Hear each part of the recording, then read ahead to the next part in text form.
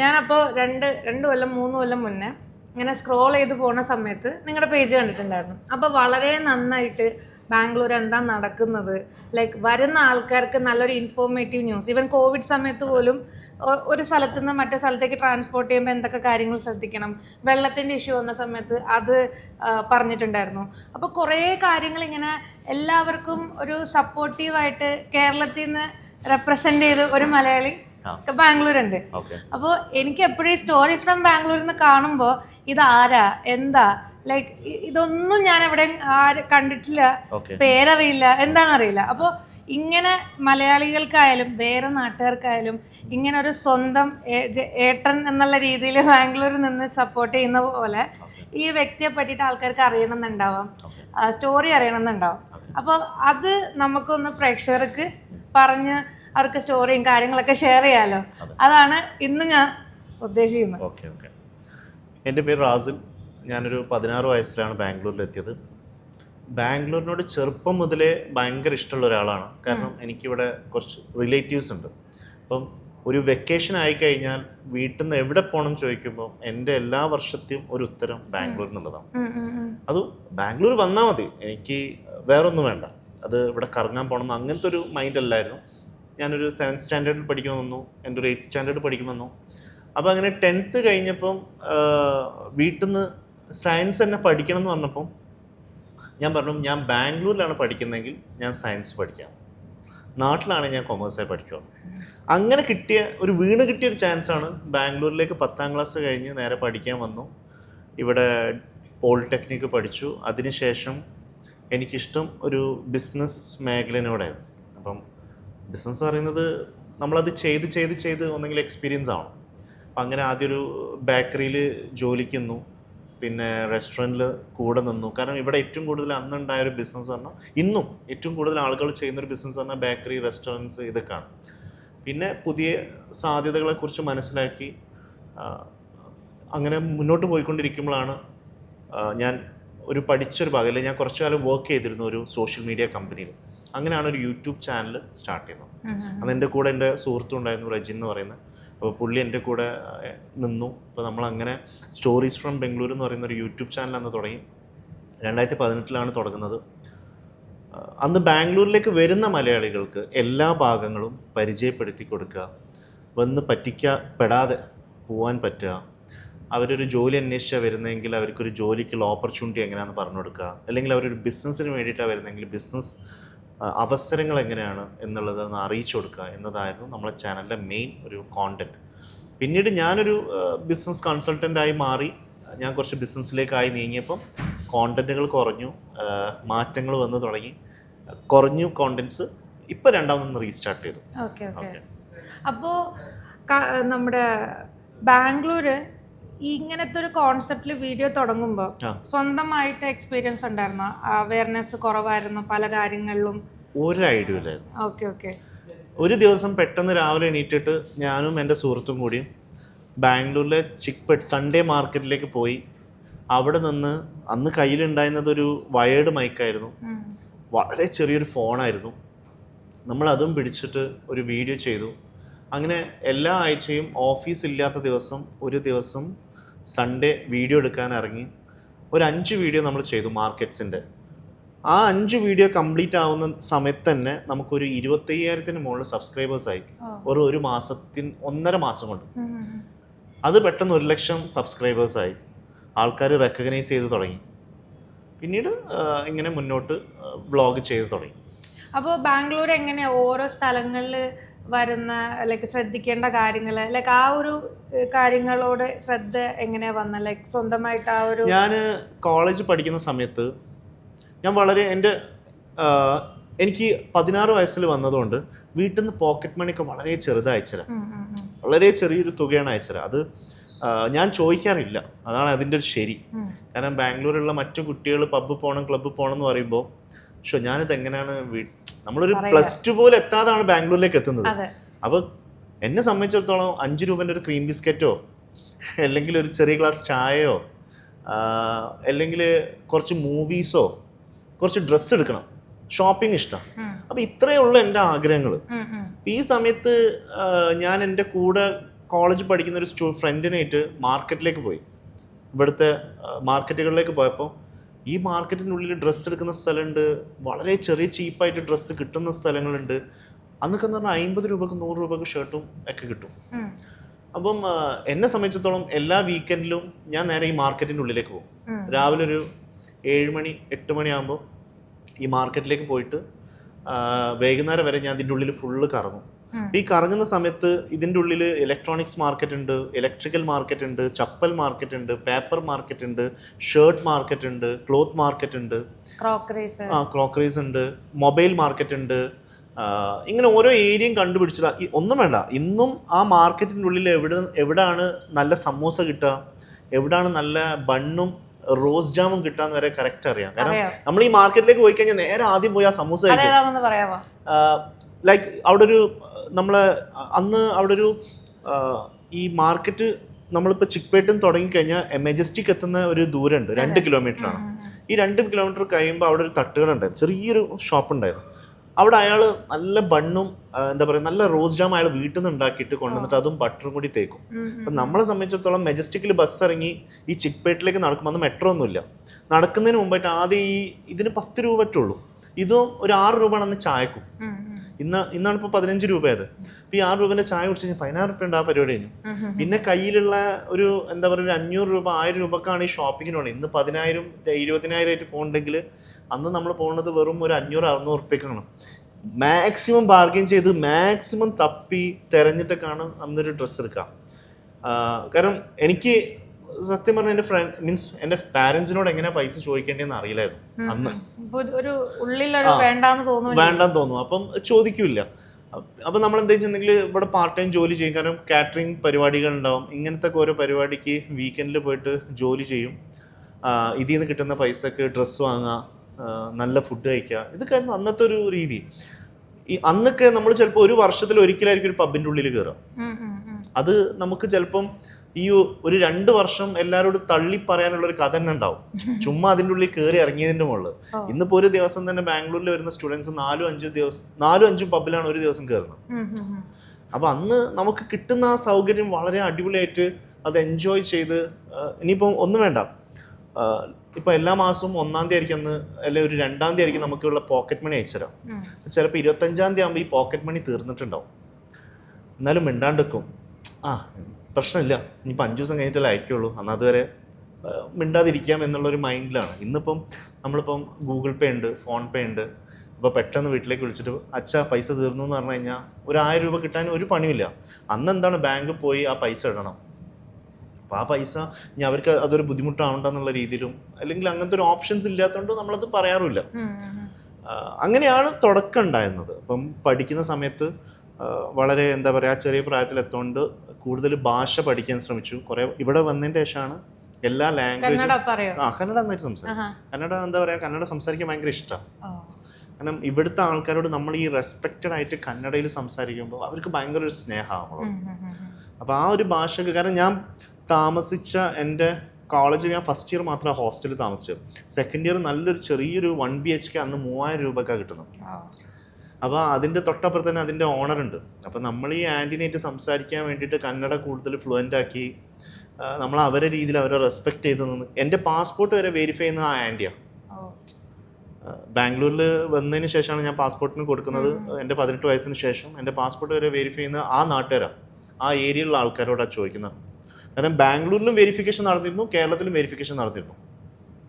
അപ്പം നമ്മളൊരു എന്താ പറയുക ഇവിടുത്തെ ആളുകളെ പോലെ ഒരു ജീവിച്ചു തുടങ്ങി. പിന്നീട് ഇവിടെ നിന്ന് പോകാൻ പറ്റാത്ത ഒരു അവസ്ഥയിലേക്ക് മനസ്സും ശരീരമൊക്കെ ഇവിടെ തന്നെ. അതെ അതെ.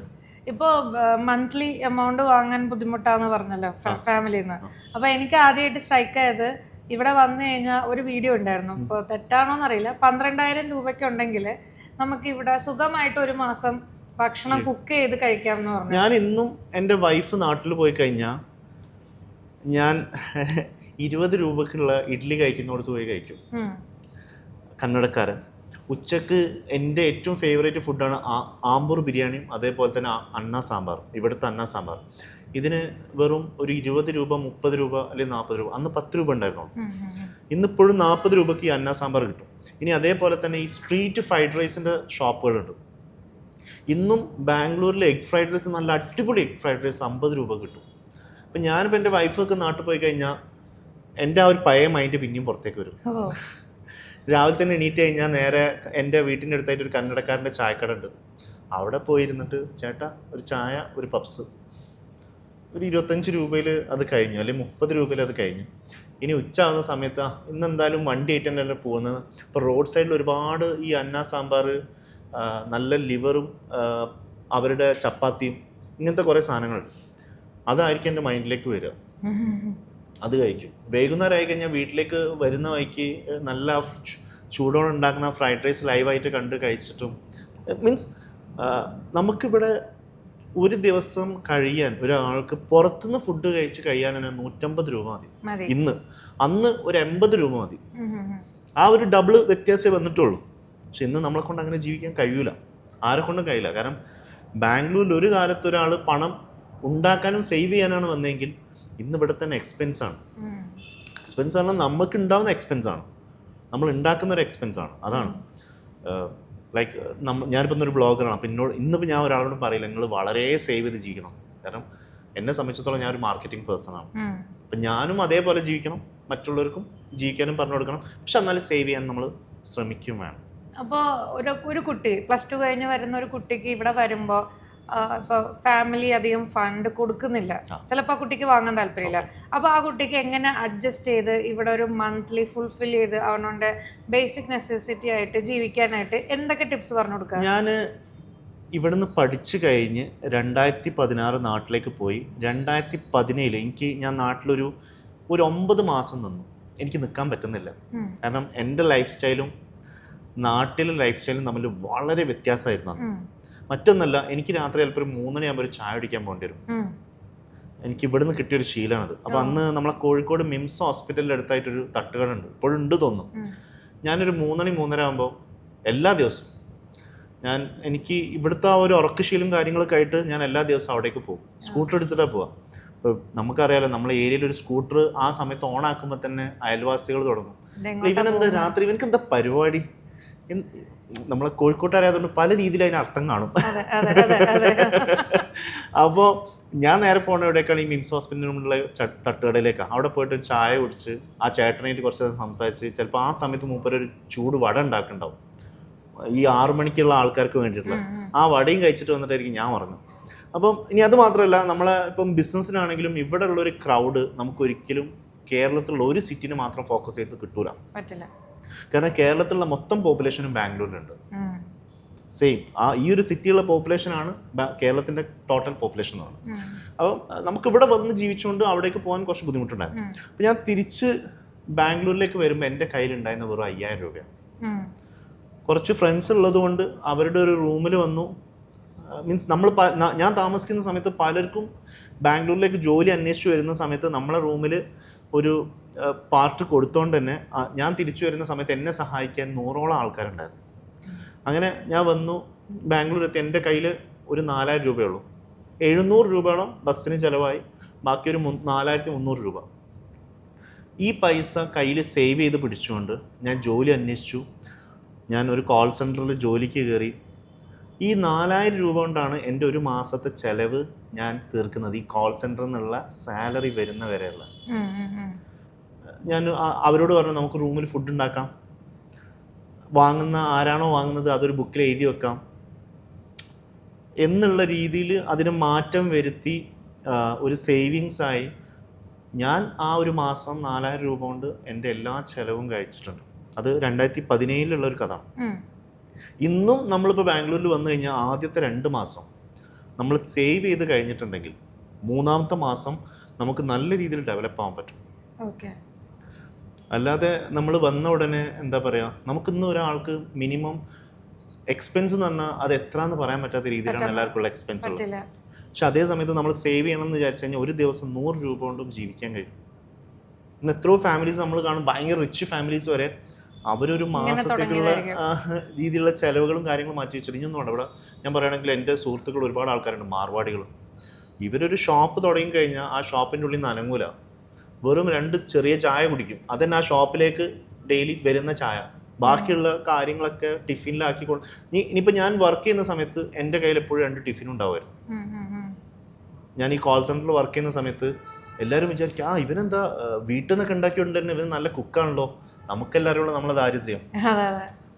അപ്പം ഞാൻ രാത്രി ഓഫീസ് കഴിഞ്ഞ് വന്നു കഴിഞ്ഞാൽ ഫുഡ് ഉണ്ടാക്കിയിട്ടൊക്കെ കിടന്നുറങ്ങാം. ചില ദിവസം 3 നേരം ചോറാണ്.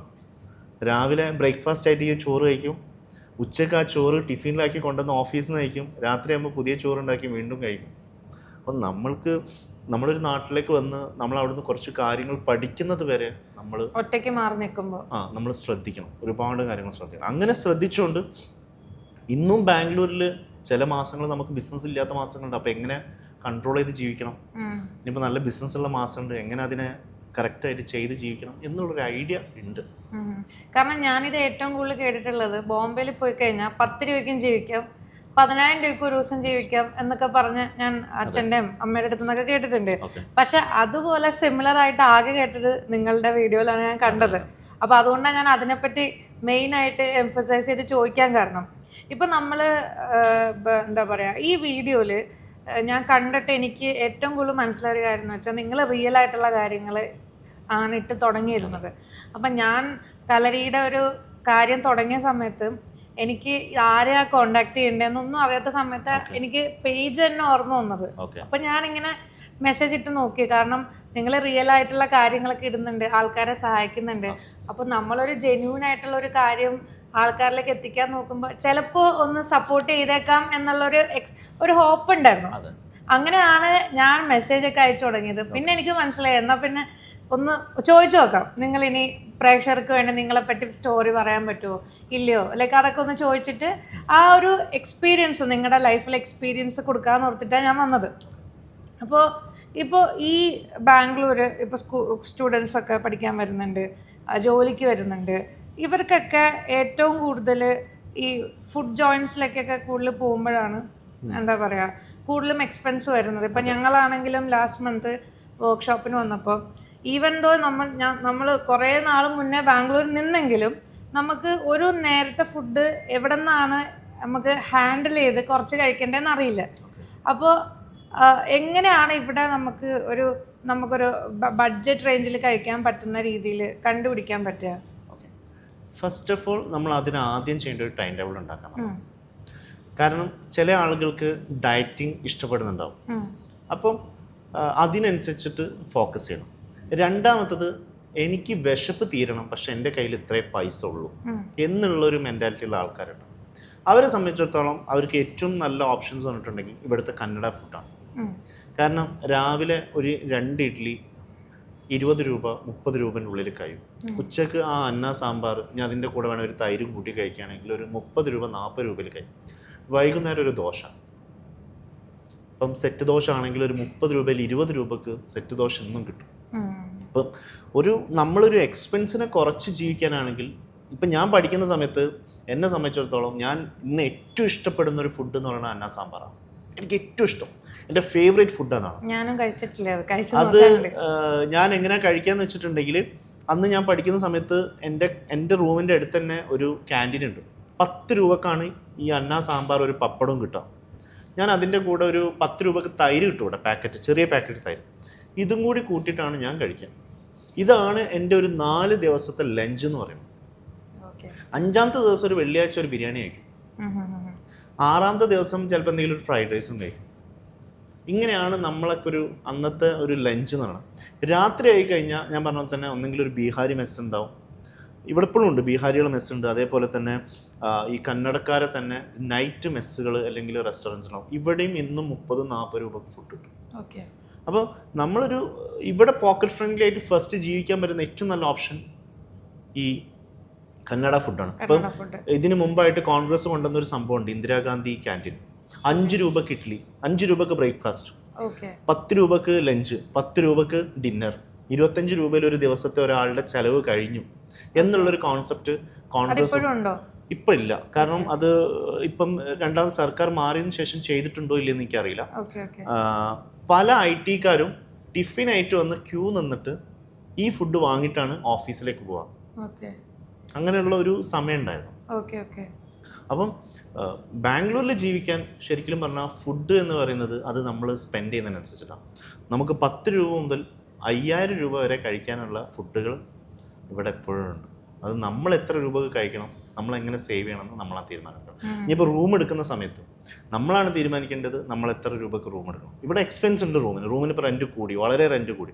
പക്ഷെ എന്നാലും നമ്മൾ അതിനെ ശ്രദ്ധിച്ച് കഴിയാൻ പണ്ടൊരു റൂമിൽ എന്ന് പറഞ്ഞാൽ 12 ആളുണ്ടാവും ഒരു 2 BHK. ഇപ്പം ഞാനൊക്കെ ബാംഗ്ലൂരിൽ വരുന്ന സമയത്ത് നമ്മൾ ഫ്രണ്ട്സ് എന്ന് പറഞ്ഞാൽ ഒരു 12, 13, 10 ആൾക്കാരുണ്ടാവും ഒരു റൂമിൽ. ഇപ്പോൾ ഒരു 8000 രൂപ വാടകയാണ് ഒരാൾക്ക്. അതിൽ ചിലവ് വരുന്ന ഒരു 600 രൂപ 700 രൂപയാണ് ഒരു റൂമിന് വാടക വരുന്നത്.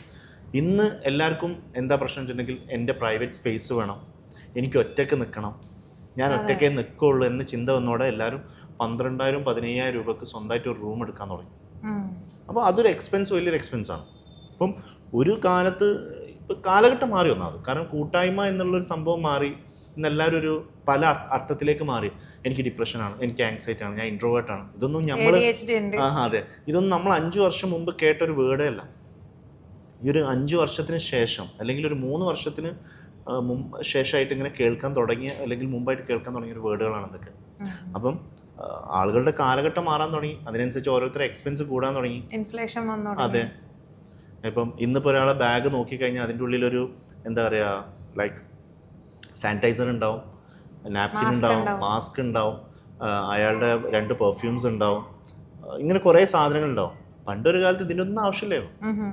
ഇന്നിപ്പോൾ എല്ലാം ഫേസ് വാഷ് ഉണ്ടാവും, ക്വാളിറ്റി ആയിട്ടുള്ള പല ഐറ്റംസുകളും ഒരാളെ ബാഗിൽ തന്നെ ഉണ്ടാവും. അപ്പോൾ അയാൾക്ക് തന്നെ ഒരു മാസം അയാളുടെ ഒരു ഈ എന്താ പറയുക സൗന്ദര്യത്തിന് വേണ്ടിയിട്ട് തന്നെ ഒരു വലിയൊരു ചിലവ് അവിടെ നടക്കുന്നുണ്ട്. അപ്പം ബാംഗ്ലൂരിൽ 2 രീതിയിലും ജീവിക്കാൻ ടൈം ടേബിൾ ആക്കുക, സ്റ്റേജസ് സെറ്റ് ചെയ്യുക, എന്നിട്ട് റീസ്റ്റാർട്ട് ചെയ്യുക.